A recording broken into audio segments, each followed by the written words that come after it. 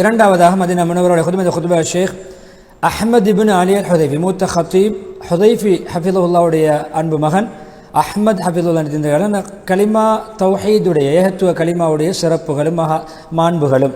ஹம்து ஸலவா தக்வாவுடைய வசியத்துக்கு பின்னால் ஈமான்தாரிகளை அல்லாஹ் பயந்து கொள்ளுங்கள், உண்மையாக எல்லாம் அஞ்சு கொள்ளுங்கள் ஆயத்தோடு. மூமின்களே, ஆண் பெண்களே, உண்மையில் உள்ளங்கள் நிறைந்து காணப்பட வேண்டிய, உள்ளத்தில் நிறைந்திருக்க வேண்டிய ஒன்றுதான். உறுப்புகள் எல்லாம் நிறைவாக வெளிப்படுத்த வேண்டிய ஒன்றுதான். நாவுகள் எப்பொழுதும் திளைக்க வேண்டிய ஒன்றுதான். உறுப்புகள் எல்லாம் அதுக்கேற்றவாறு செயல்படக்கூடிய ஒன்றுதான் ஏகத்துவ கலிமா, லா இலாஹ இல்லல்லாஹ். அது உண்மையிலே அல்லாவே தன்னுடைய கலிமாவை குர்ஆனிலே சொல்லி காட்டுகிறான். தான் ஏகன் வணக்கத்துக்குரிய நாயன் என்பதை உறுதிப்படுத்துகிறான். அதுக்கு படைப்பினங்களை சாட்சியாக்குகிறான். அல்லாஹ் ஷஹீதல்லாஹு லா இலாஹ இல்லல்லாஹு, தான் வணக்கத்துக்குரிய நாயன் என்று அல்லாஹ்வை சாட்சி சொல்கிறான். இரண்டாவது மலக்குமார்கள், மூன்றாவது உலமாக்கள் ஞானிகள். உண்மையான நீதியான சாட்சியாக, நேர்மையான சாட்சியாக, அவன் வணக்கத்துக்குரிய நாயன், அவனை தவிர வேறு யாரும் இல்லை, அவன் கண்ணியமான சக்தி வாய்ந்தவன், அவன் ஞானி. ஆல இம்ரான் 18 வசனத்தை ஓதி இது மிகப்பெரிய ஒரு சான்று, நீதியான சான்று, உண்மையான ஒரு சாட்சி. ஏன் சாட்சி சொல்லப்படுகின்ற விடயத்திலே மிக சிறந்த சாட்சியாளன். இந்த களிமா இருக்கிறது, இதை கொஞ்சம் வானம் பூமியில் அளித்திருக்கிறது, இதற்கு முழு படைப்பினங்கள் படைக்கப்பட்டிருக்கின்றன. அதை மையமாக வைத்து தான் முழு ரசூல்மார்கள் அனுப்பப்பட்டார்கள், வேதங்கள் இறக்கப்பட்டன, சரிய சட்டங்கள் ஏற்றப்பட்டிருக்கின்றன. அதற்காகத்தான் தராசுகள் வைக்கப்பட்டிருக்கின்றன, அதற்காகத்தான் ஏடுகள் வைக்கப்பட்டிருக்கின்றன, அதற்காகத்தான் கிபிலா நியமிக்கப்பட்டிருக்கிறது, அதற்காகத்தான் கலாச்சாரம் உருவாக்கப்பட்டிருக்கிறது. அந்த இஸ்லாமிய வார்த்தை அதுதான் சொர்க்கத்துடைய திறவுகோல். தாருஸ் ஸலாம் என்று சொல்லக்கூடிய நிம்மதி சாந்தியின் வீடு சொர்க்கத்துடைய திறவுகோல். முழு மனித சமுதாயத்துக்கும் அது அல்லாஹ்வுடைய அது உரிமை, அது எல்லோரும் அல்லாஹ்வுக்கு செலுத்த வேண்டிய கடமை. அதே போன்று தான் கேள்வி கணக்கும் கேட்கப்படும். முன்னோர்கள் பின்னோர்களை பற்றி கேள்வி கணக்கு அந்த கலிமாவை வைத்து கேட்கப்படும். கண்ணியமான கலிமா லா இலாஹ இல்லல்லாஹ். அதன் மூலம் யாரும் வணக்கத்துக்கு தகுதியானவன் வேறு யாரும் கிடையாது. எவ்வளவு அந்தஸ்து கண்ணியம் ஆற்றல் இருந்தாலும் வணக்கத்துக்கு தகுதியாக முடியாது. அல்லாஹ்வுக்கு முன்னால் தான் வணக்கத்தை முன்வைக்க வேண்டும், அடிபணிய வேண்டும், சரம் சாய்க்க வேண்டும். எனவே யாரும் வணக்கத்துக்கு தகுதி கிடையாது என்பதை அவன் ரப் இரட்சகன் என்ற அமைப்பிலும், ஒரு இறைவன் கடவுள் என்ற அமைப்பிலும் நாங்கள் அவனுக்கு தான் வணக்கம் செலுத்த வேண்டும். ஏன் அல்லாஹ்வுடைய ஆட்சி பரிபூர்ணமானது, அது பொதுவானது, வரையறையற்றது. தன்மைகளும் அப்படித்தான், செயற்பாடுகளும் அப்படித்தான், பேர்நாமங்களும் அப்படித்தான், திருநாமங்களும். எனவே அவனை தவிர வேறு யாரும், எல்லோருமே பலகீனமானவர்கள், மற்ற எல்லோரும் தேவை உள்ளவர்கள், அல்லாஹ் பக்கம் தேவை உள்ளவர்கள். எனவே அதனால்தான் அவனை மாத்திரம் வணங்க வேண்டும், வேறு யாருக்கும் வணக்கம் புரிய முடியாது. இந்த கண்ணியமான சிந்தனை, இந்த மகத்தான சிந்தனை, இந்த கண்ணியமான வார்த்தையுடைய உள்ள அர்த்தம் அது எப்பொழுதுமே தாக்கம் உள்ளது. எப்பொழுதும் அல்லாஹ் மாத்திரம் உரிய உரிமை. அதன் மூலம் மனிதன் அங்கு அல்லாஹ்வுக்கு அடிமையாக இருக்கும் பொழுது மனிதன் சுதந்திரமாக வாழ்வான். அதன் மூலம் அவன் எப்பொழுதுமே பிறருக்கு அடிமையாக இருப்பதை விட்டு சுதந்திரம் பெறுவான். அல்லாஹ்வுக்கு அடிமையாக இருந்தால் மக்களுக்கு அடிமையாகுவதை விட்டு சுதந்திரம் பெறுவான், கண்ணியமாக வாழ்வான். எப்பொழுதுமே உள்ளத்தை யாருக்கும் அடிபணிய வைக்க மாட்டான், யாருக்கும் உடலால் கட்டுப்பட மாட்டான், சிரம் சாய்க்க மாட்டான், தலை குனிய மாட்டான், அல்லாஹ்வுக்கு மாத்திரம்தான் குனிவான். எனவே மனிதன் அல்லாஹ்வை தன்னுடைய எஜமானனை அவன் எப்பொழுதும் வணங்குவான், அவனை தவிர வேறு யாரும் வணங்க மாட்டான். அல்லாஹ்வுக்கு மாத்திருந்த நெற்றிகளை குனித்து தலையை கீழே வைத்து வணங்குவான். ஏகத்துவம் அதேபோல் தெய்வீகம் அனைத்தையும் அல்லாஹ்வுக்கு மாத்திரம்தான் செயற்படுத்துவான். சொல்லால், செயலால், அங்கீகாரத்தால், எண்ணத்தால். அதுதான் எல்லா கருத்துக்களின் உடைய வாசனம். ரசூல்மார்கள் கொண்டு வந்த முழு வாழ்க்கையின் சாராம்சமும் அந்த ஏகத்துவ களிமா தான். அல்லாஹ்வின் பக்கம் எத்தி வைத்த அந்த எட்டி வைப்பு, அந்த தூதுகள் எல்லாம் அந்த களிமாவை மையப்படுத்தி தான். எனவே இப்படியான இரண்டு இணைய வேண்டும். மக்களுடைய வாழ்க்கையில் ஒன்றரை கலக்க வேண்டும். எப்பொழுதுமே அல்லாஹ் ரப்பென்று நாங்கள் ஏற்றுக்கொள்ளும் பொழுது அல்லாஹ் இலாஹ் என்பதை நாங்கள் கட்டாயம் ஏற்றுக்கொண்டு தான் ரப்பென்று ஏற்றுக்கொள்ள ரட்சிக்கக்கூடியவன். அதே போன்று இந்த களிமா இருக்கிறதே, நாம் வெறும் லா இலாஹ இல்லல்லாஹ் மாத்திரமல்ல, அஷ்ஹது அன்ன முஹம்மதர் ரசூலுல்லாஹும் ஒரு பகுதி. அது ரசூல் ஸல்லல்லாஹு அலைஹி வஸல்லம் முஹம்மது ஸல்லல்லாஹு அல்லாஹ்வுடைய தூதர் என்பதும் ஒரு பகுதி. அதையும் இணைத்து பார்க்க வேண்டும். அது இரண்டும் இணைந்ததுதான் இஸ்லாமிய வாழ்க்கை. எனவே அல்லாஹ் வணக்கத்துக்குரிய நாயன், தகுதியானவன், நேசம் வைப்பதற்கு, கண்ணியப்படுத்துவதற்கு, இறுதி எல்லையற்ற மகத்துவம் வழங்குவதற்கு அல்லாஹ் தான் தகுதியானவன். எனவே அல்லாஹ்வுக்கு வணக்கம் புரிவது, அல்லாஹ்வை நேசிப்பது, அல்லாஹ் நேசிக்கின்ற விடயங்களை நேசிக்காமல் நடக்காது, அல்லாஹ் வெறுக்கின்ற விடயங்களை வெறுக்காமல் நடக்காது. நபியவர்களை நேசிப்பது, அல்லாஹ் நேசித்திருக்கிற நபியோர் நேசிக்க வேண்டும். அதை நபி ஸல்லல்லாஹு அலைஹி வஸல்லம் வெறுத்தை நாங்கள் வெறுக்க வேண்டும். அதுதான் அல்லாஹ்வுடைய ஏகத்துவ கலிமாவுடைய நாம் செலுத்துகின்ற கடமையாக இருக்கும். எனவே இப்படியான விடயங்களை அறிவதற்கு, அல்லாஹ் எதை விரும்புகிறான், அல்லாஹ் எதை வெறுக்கிறான் என்று அறிவதற்கு ரசூல் தேவை, தூதர் தேவை. அந்த தூதர் அல்லாஹ்வின் பிறகு செய்திகளை, வஹியை நமக்கு எத்தி வைக்கிறார்கள். அல்லாஹ்வுக்கு எது விருப்பம், அல்லாஹ்வுக்கு எது பிடிக்கும், எது பிடிக்காது, எது நல்லது, எது கெட்டது, சத்தியமது, அசத்தியமது ரசூல்மார்கள் மூலம் எத்தி வைக்கிறான். கட்டளையது, தடையது தெரிந்து கொள்ள வேண்டும்.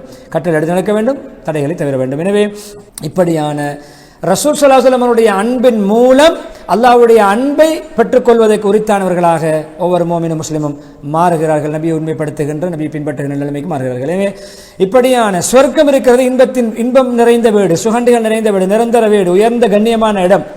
அது உண்மையிலே பெருமதியான இடம், விலை மதிக்க முடியாத இடம். அந்த கண்ணியமான சொர்க்கமும் கண்ணியமானது. அந்த கண்ணியமான சொர்க்கத்தின் திறவுகோலாகிய கலிமாவும், அதை கலிமா ஈமான் இல்லாமல், இஸ்லாம் இல்லாமல் அங்கு போக முடியாது, அதுவும் கண்ணியமானது. எனவே எப்பொழுதுமே உள்ளங்களிலே கருத்துக்கள் ஆழமாக பதிகின்ற பொழுது, அது நாங்கள் எப்பொழுதுமே அது ஆழமாக அது ஒளி வீசுகின்ற பொழுது உள்ளத்திலே அது மிக சொர்க்கத்துக்கு உன்னதமான ஒரு பெருமதியான கலிமாவாக அது மாறும். அனஸ் பின் மாலிக் அறிவிக்கிறார்கள், முஆத் ரலியல்லாஹு அன்ஹு அவர்கள் நபி ஸல்லல்லாஹு அலைஹி வஸல்லம் அவர்களுக்கு பின்னால் வாகனத்தில் இருந்து செல்கின்ற பொழுது ரசூல் ஸல்லல்லாஹு அலைஹி வஸல்லம் அவர்கள் கூப்பிட்டார்கள், முஆத் இப்னு ஜபலே என்று கூப்பிட்டார்கள். இதோ வந்துவிட்டேன் யா ரசூலல்லாஹ், சமூகம் அளித்திருக்கேன் சொன்னேன். மீண்டும் கூப்பிட்டார்கள், மீண்டும் சொன்னேன், சமூகம் அளித்து விட்டேன். 3 தடவைகள் கூப்பிட்டார்கள். 3 தடவைகள் பின்னால் தான் இருக்கிறார்கள். ஒரு முக்கியமான விடயத்தை சொல்வதற்காக அழைக்கிறார்கள். வாகனத்திலே தனக்கு பின்னால் தான் இருக்கிறார்கள் என்றாலும் முக்கியத்துவத்தை விளங்கப்படுத்த முஆத் என்று கூப்பிட்டார்கள். ஆமியா ரசூலுல்லாஹ் இதோ இருக்கிறேன் சொன்னார்கள். சொல்லம், யார் ஒருவர் லா இலாஹ அஷ்ஹது அல்லா இலாஹ இல்லல்லாஹ் வ அஷ்ஹது அன்ன முஹம்மதர் ரசூலுல்லாஹ் என்று உள்ளத்தால் உண்மையாக நம்பிக்கையோடு சொல்வாரோ, சான்று பகர்வாரோ, அவர் மீது அவரை அல்லாஹ் நரகத்தின் மீது ஹராமாக்கி விடுவான். உள்ளத்தால் நம்பி வார்த்தையால் ஷஹாதத்து சொல்வாரோ அவர் நரகத்தின் மீது ஹராம், சொர்க்கம் போவது கடமை, கட்டாயம். எனவே பொதுவாக அப்படியான கலிமாவுக்கு உரித்தானவர் தான் நபி ஸல்லல்லாஹு அலைஹி வஸல்லம் ஷஃபாஅத்துக்கும் உரித்தானவர். அபூ ஹுரைரா ரலியல்லாஹு அன்ஹு, யா ரசூலல்லாஹ், கேட்டேன் யா ரசூலல்லாஹ், மக்களில் உங்களுடைய கியாமத்தினாலே உங்களுடைய சிபாரிசை, உங்களுடைய பரிந்துரையை பாக்கியமாக பெறுகின்றவர்கள் யார்? அதாவது உங்களுடைய ஷஃபாஅத்தின் பாக்கியம் பெறுகின்றவர்கள் யார்? சொன்னார் நபி ஸல்லல்லாஹு அலைஹி வஸல்லம் அவர்கள். அபூ ஹுரைராவே, மாணவருடைய அந்த தேட்டத்தை, ஆசை, ஆர்வத்தை ஆசிரியர்கள் புகழ வேண்டும், பாராட்ட வேண்டும் என்ற ஒரு அழகான ஒரு படிப்பினை வருகிறது. கற்பித்தல் நுட்பமும் இதில் வருகிறது.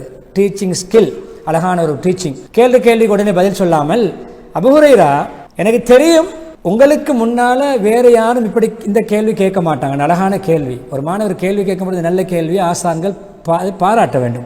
கற்பித்தல் நுட்பங்கள். உங்களுக்கு முன்னால் இப்படியான ஒரு சிறந்த கேள்வியை, வினாவை யாரும் தொடுப்பார்கள் என்று நான் நினைக்கவில்லை. எனக்கு தெரியும் நீங்க தான் கேட்பீங்க இப்படி கேள்வி என்று சொன்னார்கள். ஏன் தெரியுமா அபூ ஹுரைராவே, நீங்கள் இந்த நல்ல விடயங்களை படிப்பதற்கு, கல்வி கற்பதற்கு, இந்த ஹதீஸுகளை மனநமிடுவதிலே, படிப்பதிலே உங்களுடைய தேட்டம், உங்களுடைய அவா, அதுதான் அதுக்குரிய காரணம். நான் உங்களுடைய தேட்டத்தை பார்க்கிறேன் சொல்லி பாராட்டிவிட்டு கேள்விக்கு இப்பொழுது பதில் சொல்கிறார்கள். சொன்னார்கள், கியாமத்தினுடைய ஷஃபாஅத்துடைய பாக்கியம் பெறக்கூடியவர்கள் யார் தெரியுமா? லா இலாஹ இல்லல்லாஹ் என்ற கலிமாவை மன தூய்மையோடு சொன்னவர்கள். மன தூய்மையோடு கலிமா சொன்ன ஒவ்வொருவரும், லா இலாஹ இல்லல்லாஹ் என்ற கலிமாவை மன தூய்மையோடு சொல்ல அதே நிலைமையில் மரணிக்கின்ற அனைத்து முஸ்லிம்களும் என்னுடைய ஷஃபாஅத்துக்கு தகுதியான என்ற ஹதீஸை சொல்லி பரக்கத்துக்கு துஆ செய்து இஸ்திக்பார் செய்து முதலாவது குத்பாவை முடித்துவிட்டு இரண்டாவது குத்பாவை ஹம்து ஸலவாத் தக்வாவுடைய வசனத்துக்கு பின்னால், மூமின்களே, ஆண்களே, பெண்களே, சகோதரிகளே, ஏகத்துவ கலிமா இருக்கிறது, இஹ்லாஸுடைய கலிமா, மன தூய்மையுடைய கலிமா. இது வெறும் கலிமா அல்ல, அது வாழ்க்கை, வார்த்தை அல்ல, வாழ்க்கை. அது வாழ்க்கை நம்முடைய செயற்பாடுகளில் பிரதிபலிக்க வேண்டும். அது ஒரு கனி தரும் மரம் போன்றது. அல்லாஹ் உதாரணம் சொல்லுறேன் பாருங்கள். நபி நீங்கள் பார்க்கவில்லையா, அல்லாஹ் அந்த அழகான கலிமா தையிபான்னு சொல்லுமே, அவ்வல் கலிமா தையிபான்னு சொல்லுவோமே, குர்ஆனில் சொல்லப்பட்ட வார்த்தை அவ்வல் கலிமா தையிபா, கலிமா தையிபா, தூய கலிமா, நல்ல கலிமா, மனமான கலிமாவுக்கு அல்லாஹ் உதாரணம் சொல்லுகிறான். ஒரு நல்ல மரத்தை, அந்த மரத்துடைய வேர் பூமியிலே ஆழ பதிந்திருக்கிறது, நல்ல வேரோடிய மரம், அவருடைய கிளைகள் எல்லாம் ஆகாயத்திலே வளர்ந்திருக்கின்றன. அது அவருடைய கனிகளை ஒவ்வொரு சந்தர்ப்பத்திலும் சரியான அறுவடையை கொடுக்கிறது, இறைவனுடைய கட்டளைப்படி. அல்லாஹ் இப்படியான உதாரணங்களை மக்களுக்கு சொல்வது, மக்கள் புத்துணர்ச்சி பெற வேண்டும், சிந்திக்க வேண்டும் என்பதற்காக. இப்ராஹிம் 24-25 வசனம். எனவே அது நல்ல கனிதரும் செழிப்பான மரத்தை போன்றது இந்த கலிமா. உள்ளங்கள் எப்பொழுதுமே வாழ்க்கையுடைய கஷ்டங்கள், சடைவுகளை வைத்து உள்ளங்கள் சோர்வடைகின்ற பொழுது இது உற்சாகமூட்டும், இது நிம்மதியை கொடுக்கும். எனவே இந்த கனிகளை கொடுக்கும். இந்த கலிமா அவர்களை சந்தோஷப்படுத்தும், மகிழ்விக்கும். எனவே இந்த கலிமாவுடைய வார்த்தை ஆழ் மனதில் பதிந்தால் எப்பொழுதுமே அது உஸ்திரமாக இருக்கும், மன நிம்மதி ஏற்படும், ஆத்ம சாந்தி ஏற்படும். எப்பொழுதுமே உள்ளம் சந்தோஷ மகிழ்ச்சியால் பெருக்கிடும். இந்த கலிமா ஆழமாக பதிந்தால் உள்ளத்திலே ஒரு விசாலம் ஏற்படும். அது எப்பொழுதுமே கண்ணியமானவர்களே, அதிகமான மாற்றங்களும் முன்னேற்றங்களும் ஏற்படுகின்ற குறுகிய காலத்திலே அது மாற்றங்களை உண்டு பண்ணும். அது நல்ல தாக்கங்களை அலைமோத வைக்கும் உள்ளங்களிலே. எப்பொழுதுமே வாழ்க்கையிலே எந்த கட்டத்திலும் மனதுக்கு ஒரு ஆறுதலாக இந்த கலிமா அமையும். பயப்படக்கூடியவர்கள் நிம்மதியாக அமையும். உள்ளங்களுக்கு தென்றல் காற்றை, குளிர் காற்றை வீச வைக்கும். கடும் உஷ்ணமான காலத்திலும் அவருடைய மனம் குளிர்ந்து கொண்டிருக்கும் கலிமாவுடைய பரக்கத்தால்.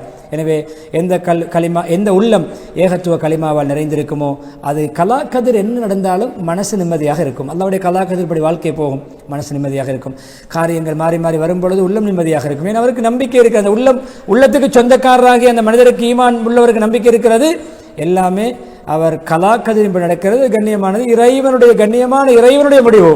இப்னு அப்பாஸ் ரலியல்லாஹு கூறுகிறார்கள், நபி ஸல்லல்லாஹு அலைஹி வஸல்லம் அவர்கள் கஷ்டங்கள் வரும் பொழுது பாருங்கள் ஓதுகின்ற துஆவை, கஷ்டங்கள் மனப்பாரங்கள் பாதகமான விடயங்கள் நடக்கின்ற பொழுது ஓதிய துஆவை பாருங்கள். லா இலாஹ இல்லல்லாஹ் முதலாவது துஆவுடைய ஆரம்பமே கலிமா தான் முதலாவது. கஷ்டம் வருகிறது, கவலை வருகிறது, கலிமா முதலாவது. லா இலாஹ இல்லல்லாஹ் அலீமுல் ஹலீம், சகிப்புத்தன்மை உள்ள, அதே நேரம் நல்ல அறிவார்ந்த அறிவுஞானமுள்ள கண்ணியமான அல்லாஹ் அவனை தவிர வணக்கத்துக்கு. அடுத்த துஆ இரண்டாவது பகுதியும் லா இலாஹ இல்லல்லாஹ் ரப்புல் அர்ஷில் அலீம், கீர்த்தி மிகுந்த கண்ணியமான அரசுக்கு சொந்தக்காரனாகிய அந்த ரப்பு இறைவன் அவனை தவிர வணக்கத்துக்குரியவன். மூணாவது பகுதி அதுவும் கலிமா, லா இலாஹ இல்லல்லாஹ் ரப்புஸ் ஸமாவாத்தி வ ரப்புல் அர்தி வ ரப்புல் அர்ஷில் கரீம். 3 பகுதிகளை கொண்ட துஆ. ஒவ்வொரு வசனத்தின் முதல் பகுதி கலிமா. வானங்கள் பூமியுடைய இரட்சகனாகிய கண்ணியமான அரசின் இரட்சகனாகிய சொந்தக்காரனாகிய அல்லாஹ் அவனை தவிர வணக்கத்துக்குரியவன் யாரும் இல்லை. கவலைகள் கஷ்டங்கள் மன சஞ்சலங்கள் வரும் பொழுது நபி அவர்கள் ஓதிய துஆ 3 பகுதியுடைய முன்பகுதி கலிமா என்று சொல்லிவிட்டு, கண்ணியமானவர்களே, அல்லாஹ்விடம் ஏகத்துவத்தோடு வாழ்ந்து ஏகத்துவத்தோடு மரணிக்கின்ற பாக்கியத்தை நமக்கு தருவாயாக, அழகான முடிவை தருவாய் துஆ கேட்டு ஸலவாத்து சொல்லி நீண்ட துஆ பிரார்த்தனையோடு அந்த ஹத்தீபும் முழு முஸ்லிம்களுக்கும் பொதுவாகவும் பலஸ்தீன் மக்களுக்கு குறிப்பாகவும் ஆள் மனதிலிருந்து உருகிய துஆவோடு ஹுத்பாவுக்கு முற்றுப்புள்ளி வைக்கிறார்கள்.